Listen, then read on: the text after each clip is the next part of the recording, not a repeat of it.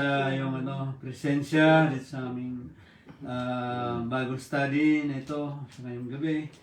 And we know, Father God, that you have much more to teach us, so Father God, based on your word and revelation from the Holy Spirit.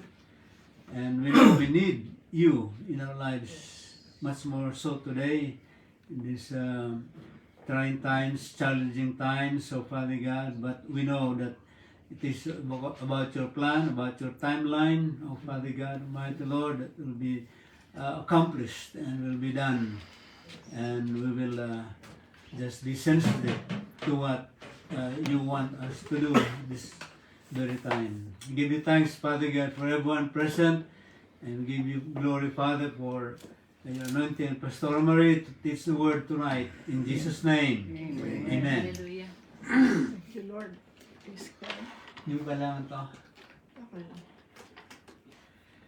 So, welcome po sa lahat. At we'll take off dun sa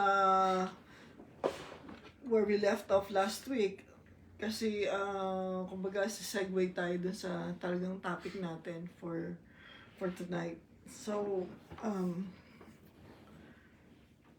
last Wednesday, pinag-aralan natin, di ba, yung for I say to you, sabi ni Jesus, unless your righteousness exceeds the righteousness of the scribes and Pharisees, you will by no means enter the kingdom. Okay? So, merong righteousness that exceeds the righteousness of the scribes and Pharisees. Yes. So, Romans 3:21, but now, the righteousness of God that is separate from the law has been revealed, being witnessed by the law and the prophets. So, makikita nyo rito, what is the righteousness that exceeds the righteousness of the Pharisees and the scribes? Of course, righteousness of God. Wala, yun ang mas mataas sa righteousness of the scribes and Pharisees. At alam natin that the scribes and Pharisees, basically, ang sinasabi niya, righteousness of man. Kasi mga tao naman talaga yung scribes and Pharisees. So, may righteousness of ang man, o yung tinatawag nating self-righteousness, and this righteousness is derived from the law, sa pagsunod sa mga kautusan. But 2 Corinthians 5:21, sabi dyan, for He made Him, sino yung Him? Si Jesus, who knew no sin, to be sin for us, so that we might become the righteousness of God in Him. So ano daw ang nangyari? We have become the righteousness of God in Him. So in Christ, nagkaroon at naging tayo ang righteousness of God. At dahil tayo at nasa atin ang righteousness of God, which Exceeds. this exceeded the righteousness of the scribes and Pharisees. Nasaan ba itong righteousness of God na to? Di ba nasa atin? So ano nangyari? We were made to enter the kingdom of God. Kasi sabi doon, unless you exceed You cannot. the righteousness of the scribes and Pharisees, you cannot enter the kingdom. Dahil nasa atin na ngayon ang righteousness of God, dahil tayo ay na kay Kristo, ano nangyari? We have been made to enter the kingdom. Amen. Praise God. So, and ito naman ay napatunayan natin sa Colossians 1:13, God has rescued us from the dominion of darkness and brought us into the kingdom of His beloved Son. So, alam natin yung kingdom of God, it means what? The rule, the authority, and dominion of Jesus. It also means the influence of Jesus. Kaya tayo nasaan na? Nasa rule, authority, dominion of Jesus at sa influensya ni Kristo. Ngayon, yung kingdom is made up of two words. Ano yun? King. King and domain. Ano yung domain? Territory. No? So, kaya wala na tayo sa teritoryo, sa dominion of darkness, nasa na tayo? Sa teritoryo ni Kristo. So, kaya malalaman natin, halimbawa, kilala natin si Elvis Presley. Anong tawag kay Elvis Presley?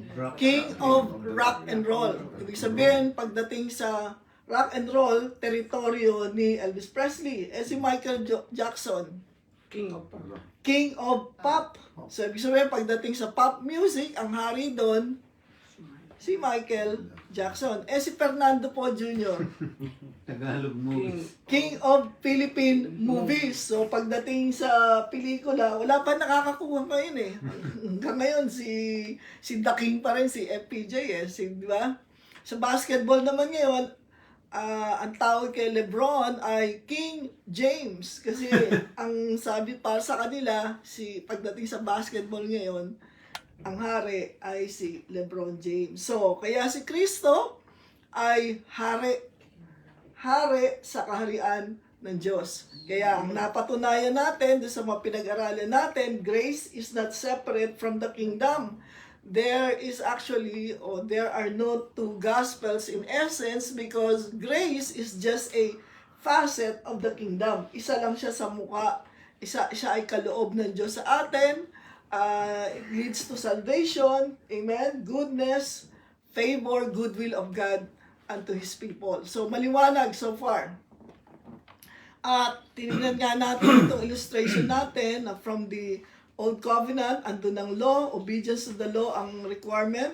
Pagdating kay Jesus Christ, He introduced the kingdom of God.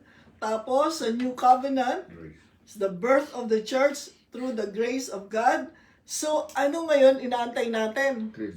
Yung rapture. Di ba? Yan ang imminent. And sino mararapture? The church, the believers, no? The rapture of the church. Kaya pag binasa niyo yung rapture of the church. So, dapat ay church ka, kabilang ka kay Kristo para ikaw ay may ma-rapture. So, dito tayo ay magsisimula. Pag-aaralan natin tong rapture at ano ang kailangan mangyari bago magkaroon ng rapture. So, rapture, ang mga verses dito, kung alam niyo nasaan? First Thessalonians chapter 4. So, sa verse 15, sabi, "For this we say to you by the word of the Lord, that we who are alive and remain unto the coming of the Lord shall in no wise precede those who have fallen asleep." So, hindi daw tayo pwedeng mauna dun sa mga namatay na mga mananampalataya. "Because the Lord Himself shall descend from heaven with a shout of command, with the voice of an archangel, with the trumpet of God, and the dead in Christ shall rise first." So, una-munang mabubuhay na muli, mariresurrect yung mga namatay kay Kristo. "Then, we who are alive and remain shall be caught up together with them in the clouds of the meeting with the Lord in the air, and so shall we always be with the Lord." Amen. So, pansinin nyo, sa verse 15 at verse 17, parehong binanggit yung we who are alive and remain. Nakita ninyo, importante yun. Bakit dalawang beses inulit yung we who are alive and remain? So, ang rapture, yung word na rapture, hindi natin mababasa specifically sa mga verses sa Bible, kahit sa New Testament. Pero ang Greek word ng rapture is harpazo, meaning to say, to snatch or to take away. Kaya tayo, we will be taken away. No? Parang we will be snatched from the face of the earth, kumbaga, and be taken away with the Lord. No? So, yan po ang kahulugan. Pero, caught up, ayun na nga, yung caught up together, pero binibigay sa inyo yung meaning mismo ng rapture, which is to snatch, to take away. No? So, pagka tayo ay tinake away ng Lord, and all of us will be caught up together. Kaya ganon kasi yung nauna muna yung mga namatay kay Kristo, tapos ikaw naman, susunod ka. Kaya caught up together tayo. Pero we were all snatched away from the earth, from the face of the earth. Tayo ay kinuha mula sa, yung earth? Mundo. No? Snatch. So, pag-aralan natin ngayon yung una, yung verse 15. Kasi dalawang beses inulit yung we who are alive and remain unto the coming of the Lord. No? So, importante ho yun. Ano ibig sabihin nung alive and remain? Nandito pa rin. So, number one, dapat physically alive ka. Dapat buhay ka. Pero hindi lang yun. Hindi lang yung buhay ka na meron kang yung tinatawag natin alive, alert, enthusiastic. Alam mo yun, na naghihintay ka talaga enthusiastically sa Panginoon. Okay? Hindi lang yung tayo ay parang yung, ano ba yun, yung sisinghap-singhap na. Parang tayo ay, ano tawag doon sa Tagalog, yung malapit na mamatay. Naghihingalo. No, hindi ka dapat naghihingalo, kundi ikaw ay dapat na physically alive. In other words, alive, alert, enthusiastic for the coming of the Lord. And number 2, yung remain dito, ang kahulugan nun, remaining remnant. So parang redundant. Remain, tapos remnant. Ano ba ibig sabihin ng remnant? Remnant, mga natira. Halimbawa, meron kayong sinasala. Di ba? Yung ginagano mo, sinasala mo. Kung ano yung natira, yun yung remnant. So, bakit? Bakit itong alive and remain importante sa pagdating ng Panginoon? Kasi magkakaroon ng great shaking. And what cannot be shaken will remain. Kasi bago magkaroon ng rapture, ano sa tingin niyo ang unang dapat mangyari?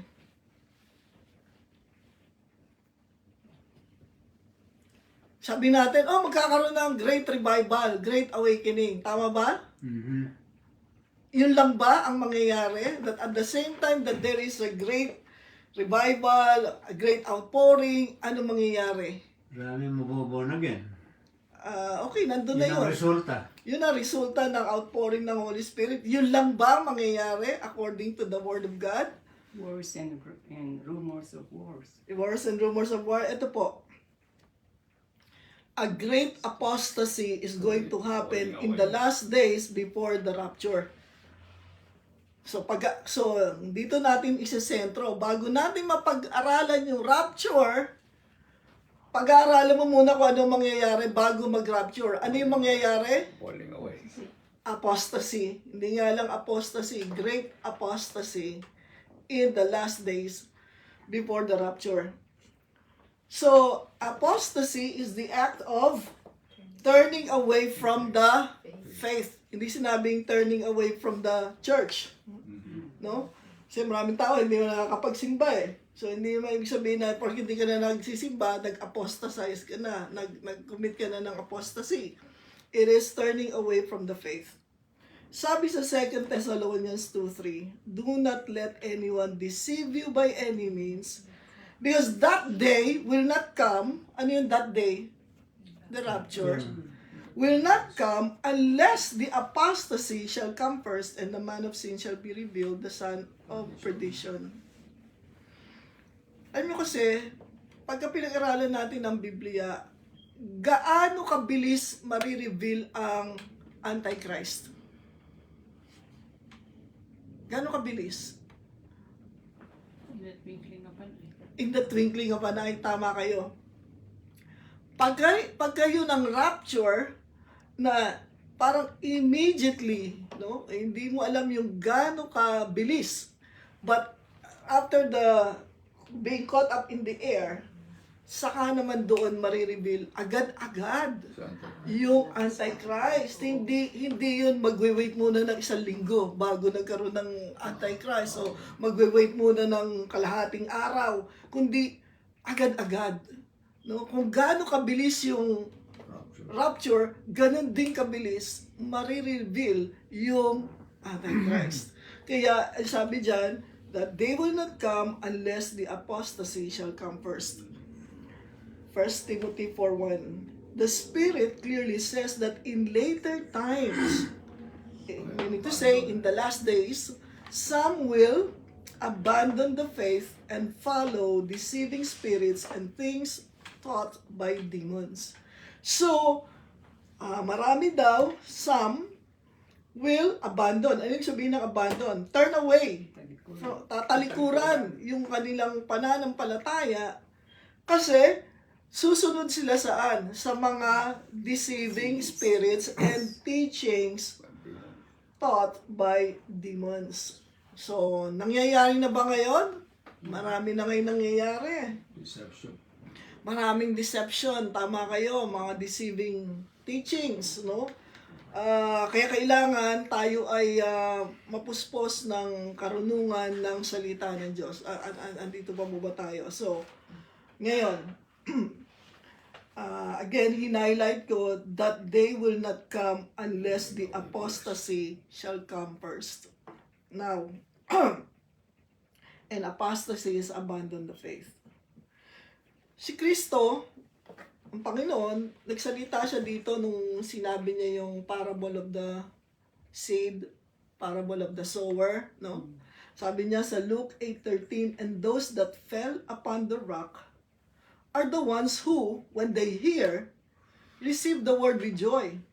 But these do not have any root, who believe only for a while, and in time of trial, fall away. So yung fall away dito is the same word as apostasy. Okay? So yung fall away dito, so ibig sabihin may mga tao na nag-enjoy sila, ang ganda ng church, ang ganda ng salita ng Diyos, nag-enjoy ako. Pero hanggang doon lang, walang ugat. No, hindi sila nag-ugat sa turo ni Kristo, hindi nag-ugat kay Kristo. Kaya for a while, hindi natin alam kung gaano katagal yung for a while, no? But in time of trial, fall away. Kasi yung remaining remnant, survivor sila. Kasi may mga dumating din na mga matitinding trial sa kanila that really tried their faith, but they remained. Okay? So far, nakakaintindihan tayo, no? Tapos, dito sa Hebrews 3:12, beware, brethren, lest perhaps there be in any of you an evil heart of unbelief in apostatizing from the living God. Sino ang binabalaan ni Paul o yung writer to the Hebrews? Hindi sinabi pero alam natin. Pag sinabing brethren, ano yung brethren? Mga believers. Sabi niya, dito daw sa atin, in any of you, kasi kinakausap niya mga believers, pero siyempre ina-address niya yung mga believers, pero meron daw doon sa mga believers na nandoon sa kalupunan na yan, sabi niya ganyan, meron na evil heart of unbelief at dadating yung time na magfo-fall away din sila from the living God. So ano sinasabi? Hindi lahat ng nasa loob ng church Are in Christ. are Believers. true believers, true Christians, true children of the living God. Okay? So, katulad ng, compare nyo, katulad nung sinabi ni Jesus na they receive the word with joy, okay, masaya ako, nandito, pero pagdating ng mga trials, they fall away kasi walang ugat. Sabi naman ni Paul, lest perhaps, baka, meron dyan dito sa atin na hindi pa talagang nagiging totoong mananampalataya at talagang naging anak ng Diyos. Okay? So more or less binibigyan tayo ng warning, beware. Ibig sabihin, bakit nung winarningan ni Paul, Paul na lang kahit na hindi binanggit yung writer to the Hebrews. Yung sabi ng writer, beware kasi nga bakit pag sinabing beware, anong dapat natin gawin? Mag-ingat. Paano? Sabi sa Biblia din, examine yourself whether you are in the faith. Yun. Examine yourself. So, pag narinig mo yung beware, teka, nag-warning. So, check mo yung sarili mo. Ako ba talaga ay nakay Kristo na? Ako ba talaga ay anak ng Diyos? Ako ba talaga ay isang totoong mananampalataya kay Kristo? Yun ang ibig sabihin nun. Huwag mo examine yung kapitbahay mo. Sino examine natin? Sarili natin. Examine yourself whether you are in the faith. Kung talaga bang ikaw ay na... Is that the same what I was saying, make believers and playing safe? Hindi, imbis na believers, make believers. Maganda yon. So, may posibilidad na apostatize o mag-commit tayo ng apostasy. Sabi dito. Okay. So, sabi diyan, at in-establish natin, a great apostasy is going to happen in the last days before the rapture. Alam mo kung bakit magkakaroon ng ganito? Magkakaroon ng salaan, isasala, at yung mga mariremain, yung remaining remnant, sila yung makakasama sa rapture. Kasi nga, sino lang ba yung talagang makakasama sa rapture? Di ba? Yung mga totoong mananampalataya at mga anak ni Kristo. So, ang tanong, can a Christian, ito yung tinatanong, dito tayo can a Christian be guilty of apostasy? Ha? At pangalawang tanong, will all Christians be included in the rapture? Nagbigay na nga ng warning na merong tendency at meron talaga na mag-fall away o fall sa apostasy. Amen? So, siguro, before rapture, merong apostasy, no? Ay, mga tatalikod. Oo. Yung mga trials na yun. Oo, yung iba dahil nagkaroon ng mga trials na mabigat, tatalikod na lang sila. Pero, yun nga ang pag-aaralan natin ngayon. So, pag pinag-uusapan itong apostasy, ang number 1 na verse na ginagamit, no, dito para i-address yung mga mananampalataya ay itong Hebrews chapter 6. After all, nabasa natin a while ago na nag-warning yung writer to the Hebrews that, sabi niya, beware, brethren, lest anyone in you be of an evil heart of unbelief, no? Tapos mag-apostatize tayo kay Kristo, sabi nun. Ito ang sabi sa Hebrews 6:4. For it is impossible for those who were once enlightened and who personally obtained the heavenly gift and became partakers of the Holy Spirit and who have tasted the good word of God and the powers of the world to come, if they have fallen away. Ano yung fall away? Apostasy. If they committed apostasy, to renew them again unto repentance, seeing that they are crucifying the Son of God for themselves and are publicly holding Him in contempt. So, maganda ba itong mabasa?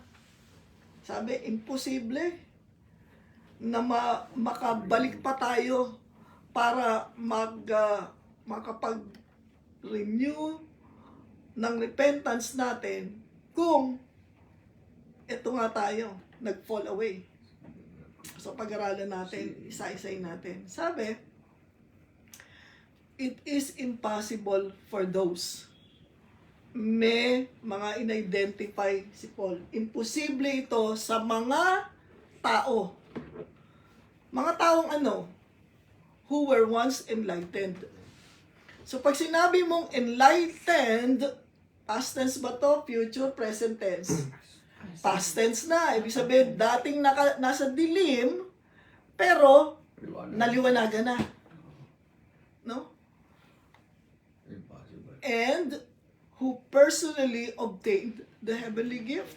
So, lahat ng heavenly gift na maiisip ninyo, na-obtain ng taong ito. Okay? Sabi dyan, and became partakers of the Holy Spirit. Pag sinabi mong partaker, ano yan? Naging bahagi ng Holy Spirit. Naging bahagi ka rin ng Holy Spirit. Naging bahagi mo ang Holy Spirit. Became partakers of the Holy Spirit. And who have tasted the good word of God. So talagang nalasahan nila, ibig sabihin natanggap nila ang mabuting salita ng Diyos at ang kapangyarihan na nandito sa salitang ito na siguro nakita niya na nag-manifest, no, sa buhay niya dito sa mundo, sa buhay niya. Tingnan niyo to Hindi na-italicize ko yung and. Ano ibig sabihin dyan? Lahat yan, dapat magkakasama.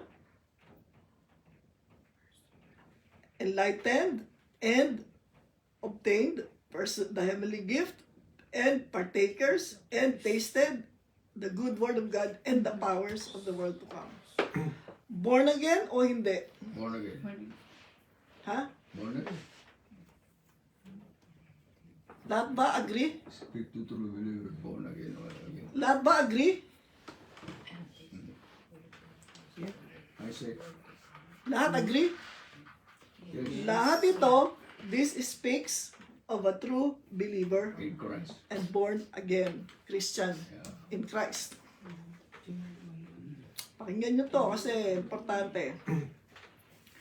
So therefore, sinamarize natin yung 6.4. Sabi natin yung 6.4, yung mga once enlightened, became partakers of the Holy Spirit, no, tasted the good word of God, received the heavenly gift. So, true believers sila. So, for it is impossible for true believers, born again Christians, if they have fallen away, kung sila ay mag-apostasy, no? Mag-commit ng apostasy, mag-fall away, sabi diyan, imposible na to renew them again unto repentance. Wala nang pag-asa. Pag sinabi mong imposible, may possibility ba? No more. Impossible na nga eh. Wala nang posible. Pag tumalikod ka na sa pananampalataya, imposible nang maibalik ka sa ibang translation, yung renew, restore. No? Imposible nang ma-restore ka para ikaw ay magkaroon ng repentance. Okay? Imposible na, no? Bago. Seeing that they are crucifying the Son of God for themselves For themselves. and are publicly holding Him in contempt. So, ang contempt dito, ibig sabihin, open shame and disgrace. Kasi sabi niya ganyan, kung tumalikod ka sa iyong pananampalataya, imposible na ikaw ay ma-restore o ma-renew sa repentance. Kasi, diyan, pinapako mo uli si Kristo and making an open shame. Parang pinapahiya natin si Kristo sa buhay natin. Ito ang paliwanag, no? Tignan nyo yan. Lahat nasa present tense, seeing, crucifying, publicly holding. So, ibig sabihin, ang ipinamumuhay mo ay ano? Yung pagtalikod mo na kay Kristo. Okay? So, sabi diyan, ito ang sa parenthetical explanation sa Amplified yan. For as far as they are concerned, itong mga nag-fall away, they are treating the death of Christ as if they were not saved by it. So para dito, para ka mag-fall away, you treat the death of Christ as if hindi ka naligtas. As if walang kapangyarihan at hindi naging makapangyarihan yung kamatayan ni Kristo para iligtas ka. Kaya dahil hindi mo pa talaga na ipamuhay ang kamatayan ni Kristo bilang iyong kaligtasan, so parang lagi natin siyang ipinapako sa krus kasi hindi pa naging epektibo sa iyo yung kamatayan niya eh. Naunawaan ba natin so far? So good. So tingnan natin yun. It is impossible. So, kawawa naman yung mga kasi sabi natin, yung mga once enlightened, mga they are true believers eh. Di ba nagkasundo tayo, they are true believers. They are true believers. So, kung true believer ka, as nag-fall away ka, wala nang pwedeng mag-restore sa'yo para mabago pa ang isip mo, magkaroon ka ng repentance. So, ano nga yung apostasy, fall away, and hindi ka makakasama sa rapture. Of course. Yung mga nag-commit ng apostasy na mga Kristiyano, kasi in-emphasize natin kanina, yung mga once enlightened, yung mga partakers of the Holy Spirit, who received the heavenly gift, and tasted the good word of God and the power. Kung mag-apostasy tayo, imposible na tayong ma-restore sa repentance. At dahil imposible ka nang mabalik sa repentance, naturally, yung nag-apostatize, ano mangyayari sa kanila? Maiiwan. Like Mary. Maiiwan. Hindi siya makasama sa rapture. Kaya nga mangyayari, di ba, a great apostasy is going to happen before the rapture kasi sasalain talaga eh. At yung mga remaining remnant, yun lang ang makakasama. So, hindi pala yung word na if you are saved, you're saved. Sigurado ka. That is it. Oo. Pero sabi niya, Save, always save. yung sasalain eh. Oo. Testing of the faith. Okay, so hindi, ang sinasabi ko nga sa inyo, ito ang verse na laging ginagamit para sabihin na pwede, posible na mag-commit ng apostasy. Ano yung apostasy? Falling away from the faith ang mga Kristiyano. Okay? So para makita ninyo, lagi kong binibigyan ng posisyon para alam ninyo. O ito yung mga Kristiyano, once enlightened, if they have fallen away, ayan, imposible na. Ayan, tignan natin. Pero, Testing sa testing. pagdating sa verse 9, sabi ng writer, but, ano ibig sabihin ng but? Pero. Ano ibig sabihin ng pero? Maganda siya, pero ang pangit na ugali. Ano ibig sabihin nun? Pag sinabi mo, maganda siya, pero ang pangit na ugali, ano ibig sabihin nun? Starita. Pangit siya. Pangit siya! Tama! Kasi yung bat ano Yung na yun bat, eh, yung turn bat, around. yung bat, Yeah, first one. pinapawalang bisa niya yung naunang sinabi. Maganda siya. Maganda nga siya, pero pangit ang ugali. So, anong nangingibabaw? Yung pangit na ugali. Hindi na yung magandang physical beauty. Ano na, yung pangit. Kaya ito sabi ni Apostol Pablo, okay, yan ang sinasabi, no? Na imposible na ang mga naging Kristiyano na ay ma-renew pa once na sila ay tumalikod. Pero sabi ni Paul, but, lagi ko nasasabi si Paul kasi I believe Paul wrote the letter to the Hebrews, although it doesn't say that. But although we speak these things, beloved, sabi niya, we are persuaded of better things concerning you, even the fruits that accompany salvation.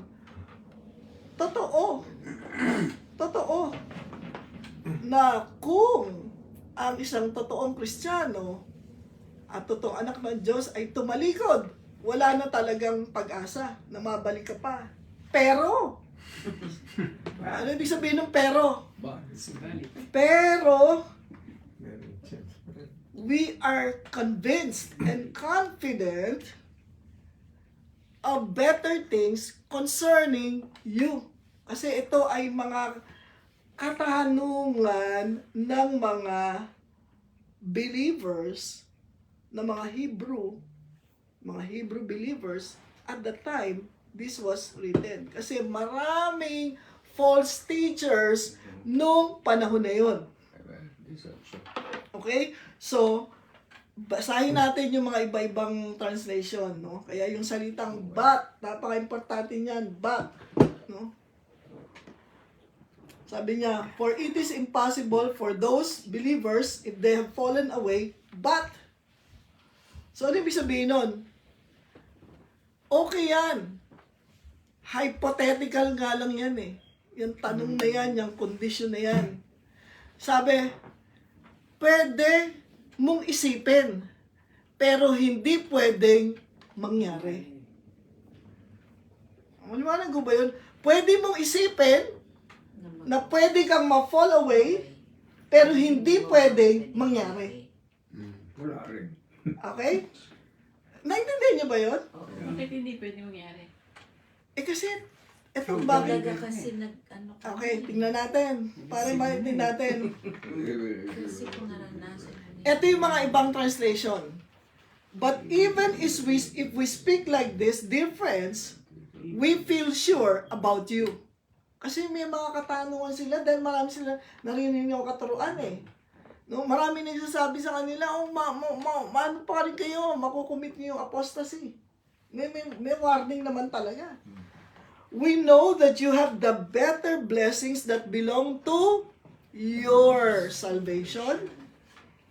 Ito sa message naman to, I'm sure that won't happen to you, friends. I'm sure that won't happen to you, friends. I have better things in mind for you, salvation things.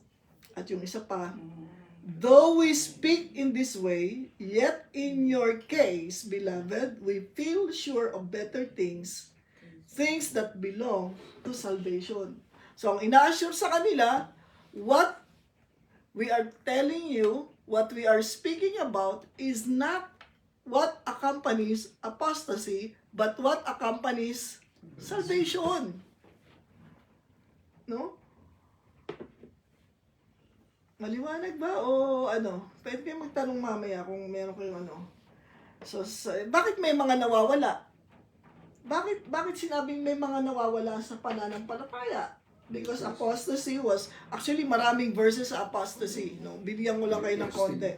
1 John 2:19, they went out from us, mga nag-fall away, mga umalis sa pananampalataya, but they were not of us. For if they had been of us, they would have continued with us. But they went out that it might become plain that they all are not of us. Ibig sabihin, totoo naman na sa bawat fellowship, sa bawat local church, may mga tao doon na hindi pa talagang born again, hindi pa talagang mga anak ng Diyos. Sabi ko nga, maaaring nagandahan sa kantahan, nagandahan sa mga fellowship, sa mga gathering, hindi makatanggi sa asawa kasi aawayan pag di umattend, hindi makatanggi sa nanay, tatay kasi papaluin pag di umattend, kaya napilitan nandoon pero wala yung puso doon. Hindi talaga nagsuko. Testing of the faith. Okay? So maraming nasa ganong sitwasyon. We cannot deny that. At you will know a tree by its fruits. So, paano mo malalaman ikaw ba talagang na-born again o hindi? Well, tingnan mo yung fruit. Meron ba tayong kasi daw sabi ni Kristo, the Holy Spirit bears witness with our spirit that we are the sons of God. So, ang Holy Spirit na nasa iyo, magpapatotoo sa iyo na ikaw nga ay anak ng Diyos. Hindi pwedeng hindi magpatotoo ang Holy Spirit na nasa iyo. Kaya ang tunay na basihan ng isang Kristiyano, hindi yung umattend ka ng church, hindi yung nagbabasa ka ng Biblia, hindi yung umattend ka ng mga gatherings, hindi kung ano man yan. Ano ang batayan? Ang Holy Spirit nasa iyo. Yun lang ang batayan. Nasa iyo ang Holy Spirit. No? So, importante yan. So, kaya sila lumabas dahil in the very beginning, hindi naman talaga sila na born again. Kaya sila nag-fall away kasi hindi naman talaga sila born again. Kaya, alam nyo, kaya nga beware na kung hindi ka pa talaga sigurado, gawin mo na sigurado ngayong araw na to. Kumbaga, sabi mo na, Lord, from the depths of my heart, buong puso, na sinusubo ko buhay ko sa iyo. Na ikaw na talaga ang maging Panginoon ng buhay ko. No? Kasi pwedeng hindi pa natin nagagawa yun. Maaring, kasi maraming tao, pag tinanong mo nga, kailan ka ba na born again? Hindi nila alam. Paano ka na born again? Hindi ko alam. Paano mo nasabing born again ka? Wala, umattend ako sa church eh. Hindi yun ang batayan. Kailangan malaman mo na totoo ka, na ikaw ay talagang naging isang tunay na Kristiyano. Jude 1:24, dito tayo magwawakas sa verse na to, no? Kasi kaya ako to binigyan ng Hindi pa natin talaga na-discuss yung rapture. Anong dinidiscuss natin? Yung mangyayari bago mag-rapture. Kasi kung hindi natin didiscuss yung mangyayari bago mag-rapture, didiscuss lang natin yung rapture, na-miss natin to. At kung hindi ka pa sigurado sa pananampalataya mo, hindi ka talaga makakasama. Okay? So now, all glory to God, who is able to keep you from falling away. Ano yung falling away? Apostasy. Apostasy. So sabi niya, God is able to keep you from apostasy. No? And will bring you with great joy into His glorious presence without a single fault. Yung ibang translation, blameless. Walang fault kahit isa. Kaya nga blameless. Sabi doon, to the only God, our Savior, through Jesus Christ our Lord, be glory, majesty, dominion, and authority before all time, and now and forever. Amen. So ito talaga, masarap i-declare ito. Lord, thank you that you are able to keep me from falling away. Thank you that you will bring me into your presence without fault. You are my only God, my Savior, through Jesus Christ, my Lord. Be all honor, glory, power, majesty, dominion, authority. Ngayon, can a Christian be guilty of apostasy? Yes or no? Yes or no? No? No! Resounding no. Na nga eh. Now, all glory to God who is able to keep you. Who will keep us from apostasy? Holy Spirit. God. God. God, we were saved by the goodness of God, by the grace of God. We are being kept by the goodness of God and by the grace of God. Hallelujah. So, pansinin nyo to. Glory, majesty, dominion, and authority. Ano masasabi nyo dyan sa mga words na yan? Glory, majesty, dominion, authority. That speaks of what? Rule. Rule. Authority. Yeah? Power. Dominion. Dominion. Power. All that is ascribed to the kingdom. Kaya the glory and majesty of the Queen of England, ngayon king na, si King Charles na. So pag yung glory, majesty, dominion, authority, pero nasaan yan? Dahil si Kristo ay Lord. Ito tinanong sa Panginoon bakit, pwede bang mali ba na sabihin to Jesus Christ, our Lord, our Savior, and our Lord? Bakit naging to the only God, our Savior? Di ba? Sabi natin, Jesus Christ is our Savior. Bakit dito, to the only God, our Savior, to Jesus Christ, our Lord?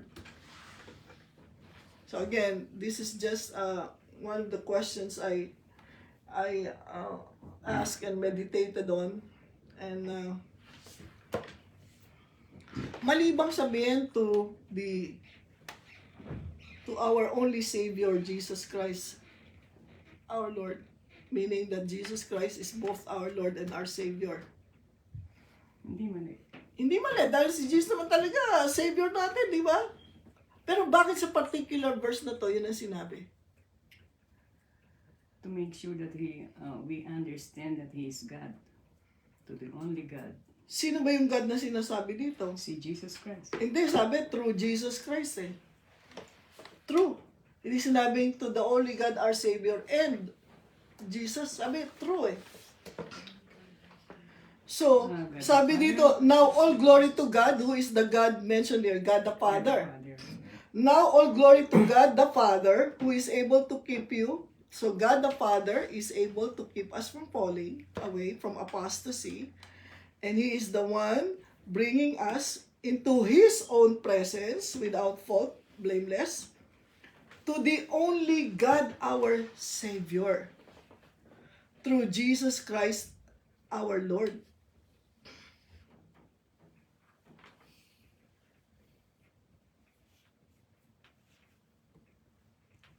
Anong question, Pastor? Sabi ko, mali ba o may pagkakaiba kung sinabi dito, to Jesus Christ, our Savior and our Lord. Hindi na dinifferentiate. To the only God, our Savior, through Jesus Christ, sa Diyos nating Ama na tagapagligtas, sa pamamagitan ni Hesus Kristo na ating Panginoon. Yan ang Lord, Panginoon. Eh, di ba they are one? They are one, okay. That's a good thing to point out.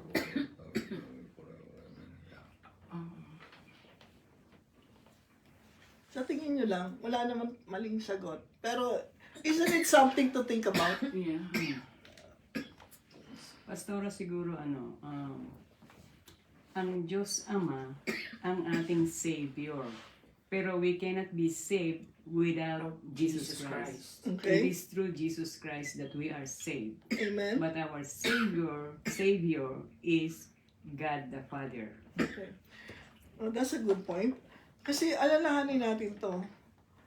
Ang Diyos Ama, mula pa lang doon sa John 3:16, for God so loved the world that He gave His only begotten Son. So, ultimately, tama kayo doon that God is our Savior, God the Father, because He was the one who planned for our salvation. Doon pa lamang sa Genesis chapter 3, verse 15, nung nagkasala ang tao, si Adan, si Eva, meron na kaagad na plano ang Panginoon ng kaligtasan. So, kasi ito ang tatandaan natin, ang Diyos natin, Ama, na siyang talagang, again, ultimately, ang Savior natin. Pero si Jesus Christ, si Jesus Christ ba mag-aalay pa uli ng buhay niya? Hindi na. Kasi, ito talaga magandang pagka tayo ay na-rapture na at nandun na tayo sa presensya ng Panginoon, lahat ba magiging perfect na? Yes. Of course, new heaven and new earth, lahat nga nasala eh. Kaya nga the remaining remnant yun makasama. So hindi na natin kailangan yung intervention ni Jesus para maging Savior. Naging Savior siya once and for all. Pero magpapatuloy siyang Panginoon. Magpapatuloy siyang Lord. Kaya nga yan, glory, majesty, dominion, authority, before all time, bago nagkaroon ng panahon o oras o araw, bago ang creation, Lord na si Jesus. Nasa Kanya na ang glory, majesty, dominion, authority, bago pa siya nagkatawang tao, at bago niya inalay ang buhay niya at bumalik siya sa langit, sa kanyang kaharian. Sabi diyan, forever and ever, now and forever, amen. Kaya nga, ito sinasabi ko, babalik ako doon sa pinag-usapan natin noong nakaraan na si Kristo, hindi lamang siya ang Savior natin. Siya ay ating Panginoon. Dapat matuto tayong mabuhay sa ilalim ng paghahari ni Kristo, sa ilalim ng impluwensya ni Kristo. Kailangan matutunan natin more than anything else na tayo ngayon ay saved na. What is next? Na tayo ngayon ay saved na. Tapos na ba? Hindi. Umpisa lang yun. Kaya nga born again, pinanganak ka muli para mabuhay ka. Mabuhay ka ng nasa pag-rule and authority and dominion and influence of Jesus Christ.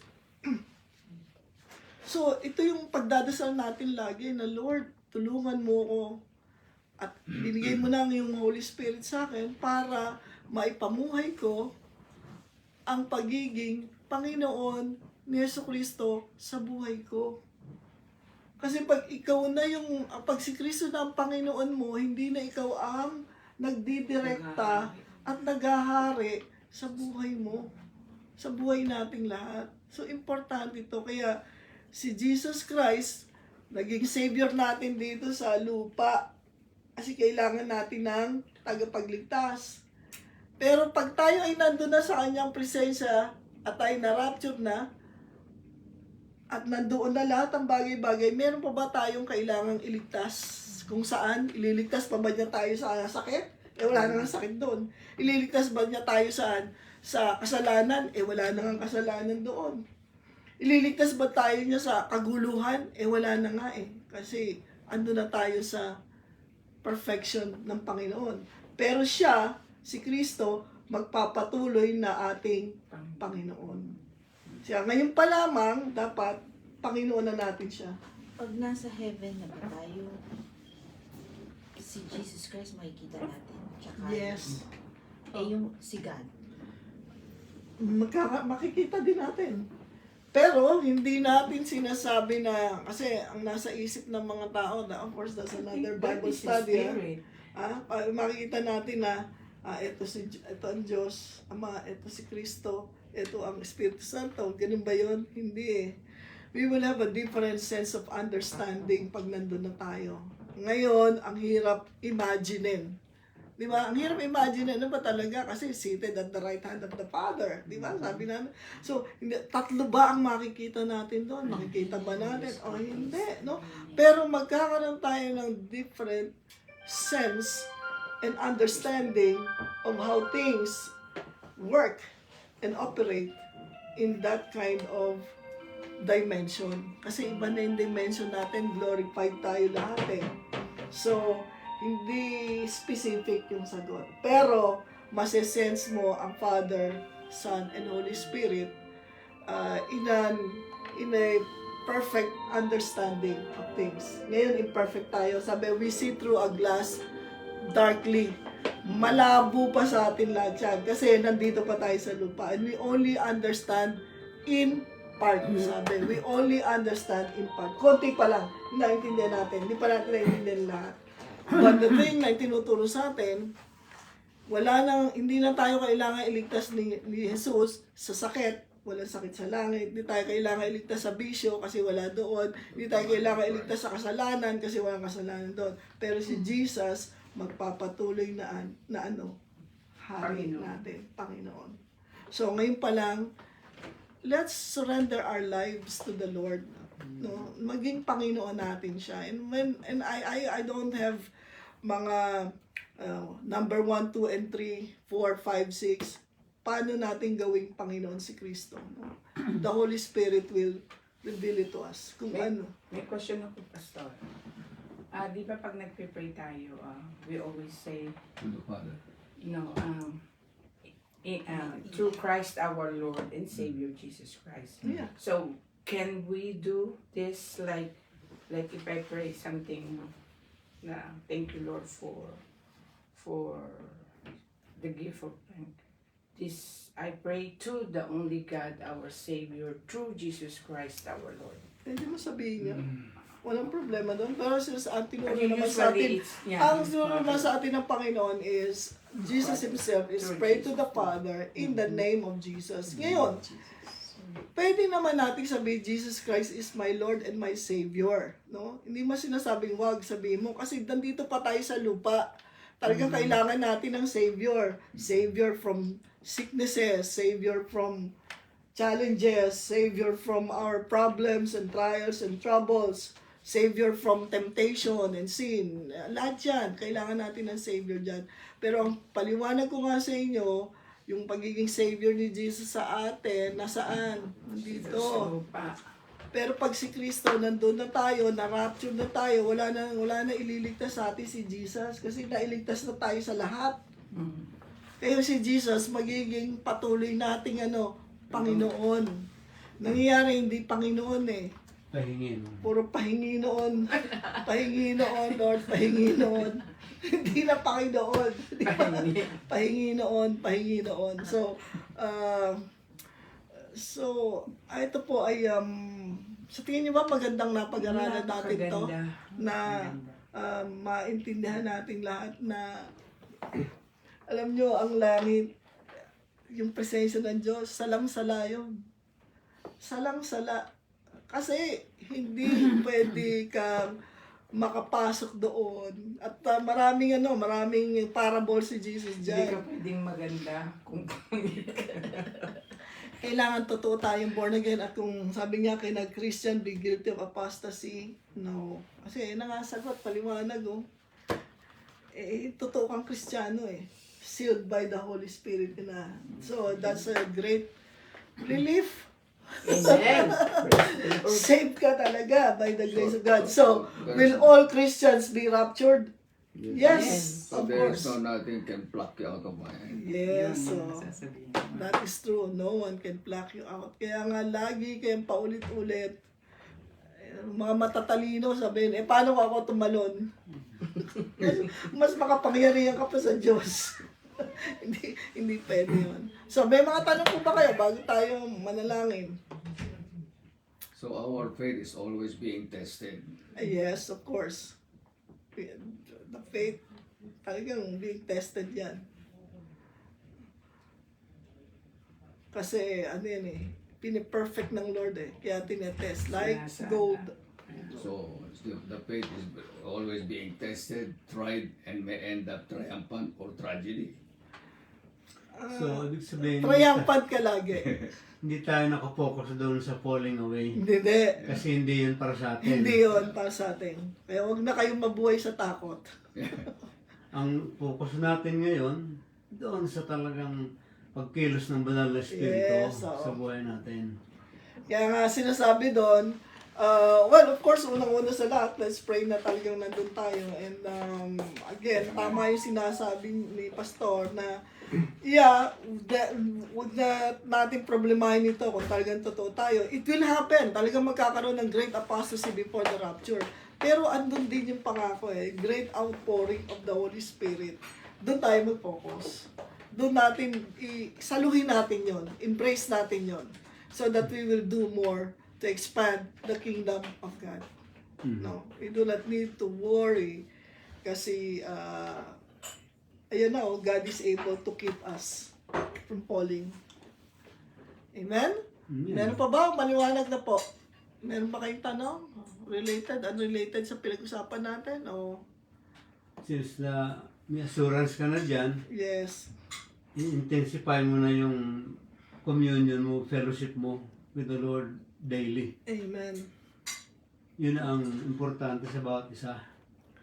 Kasi bago talaga mag-rapture, may apostasy, pero meron din tayong yung paggamit sa atin ng Panginoon na magkaroon ng makakilos talaga ang banal na espiritu. Kasi ang gusto ng Diyos, ang desire nga niya, that all men Be be saved. saved and come to the knowledge of the Lord. But may testing. So, ibig sabihin, through the body of Christ talaga, mangyayari na maraming maboborn again pa Yeah. by the billions. Hindi lang millions yung pinag-uusapan, billions na eh. Yeah. Yeah. Amen. Paano yung yung pareho naman silang believe they are both born again, mag-asawa sila. Oo. They're married. Yung nga, yung lalaki transgender, inaccept na lang ng Katulad nga nun, yung believer ka. Kung believer ka, ba't ka nagpa-transgender? Kasi, Baka before you pa. exchange, sabi, exchange Baka for the before. knowledge of the truth. Ha? Baka before pa naging Born again. believer. Hindi, sabi niya, born again na daw eh, mag-asawa eh. Pero yung lalaki, biglang nag-born again. Meron akong kakilalang ganyan. na Lumaki- tinanggap na lang. Lumaki siya sa church. Pero yun nga sinasabi ko, pwedeng lumaki ka sa church pero hindi ka Kristiyano. Kasi nasa iyo dapat ang wisdom ng Panginoon. Pero granted, sige for the sake na lang, siguro sa moment of this person, ano ba yung pag-transgender, yung babae o lalaki? Yung lalaki. Yung lalaki naging babae na. So dalawa na silang babaeng mag-asawa. Oo. Pero Tapos, hindi naman siya nagpapalit ng na, ang transgender, Ang nagpapalit. dapat, Nagpapalit. oo. Ay, hindi pa siya nagpapalit. So, ano lang siya, homosexual siya. Okay. Oh, Pero homosexual. nag-aano siya, yung... Nagko-cross-dress. Oo. Cross-dresser siya na, Pareho na pero sila. transvestite yun naman ang tawag doon sa mga cross.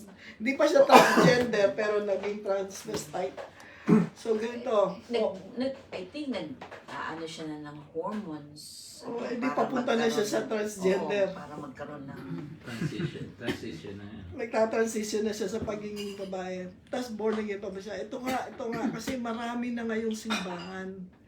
ang naging open church na Yun, marami na meron sila mga natin na- tinatawag na evangelical churches that have turned to open church. Yeah. Ah, Yung open church, yeah, pwede na yung mga transgender pumasok dito. Kaya nga yun ang sabi kanina Sino daw ba yung mag-fall away?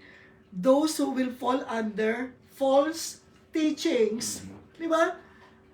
So, pagka ganun na nangyari, then that's a time to really examine. Kasi pagka ganyan nangyari, personally ko sasabihin, hindi ka talaga na born again. Hindi ka talaga na born again. Maaaring na pumasok ako sa church, 10 taon ako dito sa loob ng Christian church, pero alam niyo ba na may mga pastor na hindi man totoong na born again?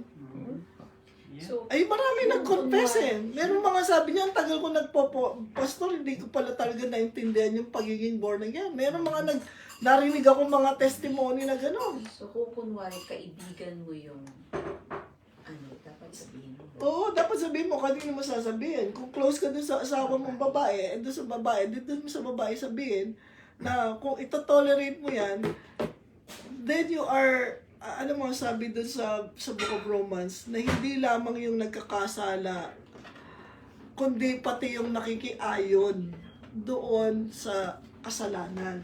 You are participating in the sin of another person. Kaya kung talagang kaya nga, alam niyo, kung minsan nauwi yan sa hiwalayan. Because, of course, that's again another subject na kailangan mo talaga ang wisdom ng Lord. You cannot just say, sige, walayan mo na yan. Maaaring, paano kung ikaw pa rin ang gagamitin ng Panginoon para siya ay mabalik sa katotohanan after all, naging mag-asawa kayo, no? Pero kung matay siya sa open church, ng church that meron tinatawag na doctrine of inclusionism, na sige, lahat kayo, welcome dito, kay nag-transgender ka, kay nagpa-practice ka, practicing homosexual ka, hindi pwede yun kasi those who practice homosexuality, specified dito No, of course, God loves the homosexuals, no? Pero, at some point, na i-recognize mo ang kapangyarihan ng Panginoon as your Savior, you will be delivered from it. At marami na tayong narinig na patotoo niyan. Well, in answer to that, meron namang isang lalaki din na nagpaganyan. Pero nung nagpaganyan siya, hindi pa siya born again. Tapos na-born again siya, yung katawan na niya, lalaki. Babae. So, paano pa siya magiging lalaki? So, tinanong niya, Pastor, anong gagawin ko? Transition. Nag-transition na ako Naging babae ka na, yung patanggal mo ulit yung dibdib mo, madaling gawin yun, pero ikabit mo yung tinanggal na sa'yo, mas mahirap yun. Di ba? Madaling patanggal ulit yung dibdib na yan, no? Mga lang naman yan no? Di ba? Mga silicone ba yan? O kaya madali mo tanggalin yan, pero ipabalik mo yung mo. Sabi ng ng pastor sa kanya, alam mo, that's the consequence, no? Yung mabubuhay ka na ganyan, na mag-iihi ka, mahihirapan ka ng umihi, magaganto ka, that's the consequence of foolishness. Kumbaga, at that moment of foolishness, ginawa mo yung sarili mo, then you have to bear with it. wrong decision. Pero hindi mo naman kailangan na magdamit ng babae. Pwede na nakadamit ka na ng panlalaki dahil bumalik ka na sa pagiging lalaki. But then, there are now many things na hindi mo na magagawa bilang isang lalaki. That you have to face it. You have to deal with it. Yun naman ang sabi ng pastor. Okay? Para magtuto. Mayroon bang anong yung Pharisees pa to? Anong tawag yung mga Pharisees? Mga Pharisees, mga relihiyosong tao. Mga tao na mga Hudyo sila na mga matatalino. Mga Pharisees, mga matatalino saan? Sa law, sa kanilang Torah. Alam nila yan, memoryado na nga nila yan. Pero outward holiness para sa kanila. Mas pa na pastor? Mas mataas pa na sa pastor. Pharisees. Hindi sila mataas sa pastor. Wala pa silang pastor noon. eh. Wala pa silang pastor noon, mga Pharisees. Okay. Meron silang scribes and Pharisees. Okay. Meron silang Sadducees. Sadducees, Rabbi. meron silang rabbi, pero yung mga rabbi teacher. Kasi pastor, Iba yun. yung may pastor ngayon, nabilin sa pastor ang tawag nila. Pharisees na sila. Pharisees na isa rin yun sa mga false doctrines. Alam mo sino po to? Sino? Kilala mo yun. Si? Kilala mo yun. Sino yun? Katong Chichismis ka dentista. na naman. Mamaya natin sabihin niya, magdasal muna tayo. Baka tayo marinig pa dito. Okay, let us pray. Father in heaven, Lord, maraming salamat po aming Ama sa langit sa iyong pangako na kayo ang you are keeping us, oh God, and that you are keeping us from falling away. Salamat po, Diyos, na wala kaming takot sa aming puso na malayo pa sa inyo. Salamat po, Lord God, sa lakas at biyaya na binibigyan niyo sa amin upang mabuhay kami. Lord God, ng matagumpay sa mga huling araw, O Lord God. Thank you for delivering us, Lord, from all these false doctrines and false teachings. Salamat po na ang inyong salita ang liwanag, ang inyong salita ay makapangyarihan, at ang inyong salita, O Lord God, ang nagpapalakas sa amin. Your word is building us up, O God, to become the conquerors and more than conquerors that you have decided us to be.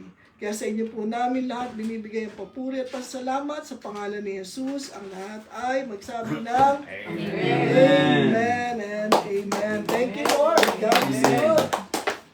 God is good. Amen. Tabingi yata yung ano.